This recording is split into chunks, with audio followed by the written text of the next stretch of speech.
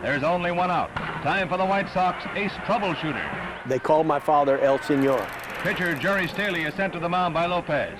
But no matter how big his career got, The White Sox dance off the field with a 4-2 victory and the pennant in the bag. he never forgot where he came from.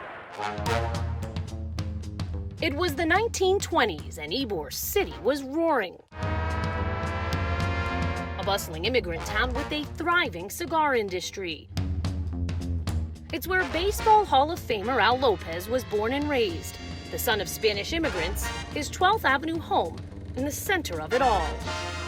Ybor City was kind of like a melting pot. Al Lopez Jr., his father's namesake, sat down to share a bit of the family history. In those days, everybody was poor, very poor. My grandfather worked in the cigar factory, but my father never was in for that, and he was lucky that he was a ball player. Lopez learned from his older brothers, and the sandlots of Ybor soon became his stomping grounds. They played ball all the time. I mean, in Ybor City, wherever there was a vacant lot, they played ball, and they ended up at Cascading Park. And he was lucky enough to be seen by some people, and they asked him if he was interested in being a ball player, and he said, of course. So he signed and started playing. First for the Tampa Smokers at just 16 years old, then up to the big leagues. Now observe Al Lopez.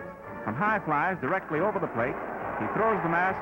Over nearly 2 decades, Lopez played for Brooklyn, Boston, Pittsburgh, and Cleveland, even holding a record for games caught that stood for 40 years. But it was Lopez's second act, coaching, that would solidify him as a baseball legend. Now the Cleveland Indians are in town, led by the chief himself, manager Al Lopez. Lopez led the Indians to the American League pennant in 1954 and was at the helm when the Go-Go White Sox did it in 1959. Sharp fielding and the Sox turn it into a double play.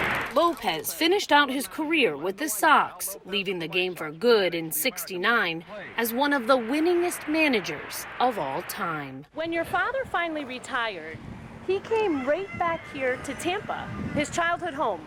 Absolutely. Yeah, it was a place he wanted to be. He loved this place. It was his family and friends, and he loved it here. And the city loved him right back. There was an Al Lopez Field, an Al Lopez Day, and years later his likeness enshrined in bronze at Al Lopez Park. He was celebrated here. When he was playing and even when he was managing, he always came back to 12th Avenue.